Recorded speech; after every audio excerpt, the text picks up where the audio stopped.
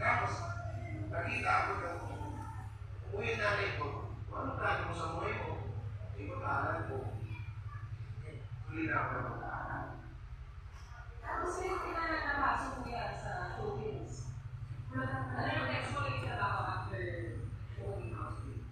Tapos ako ng college, hindi ko rin gusto yung kurso ko. Ano kurso? Nag-graduate ako ng ART sa radio.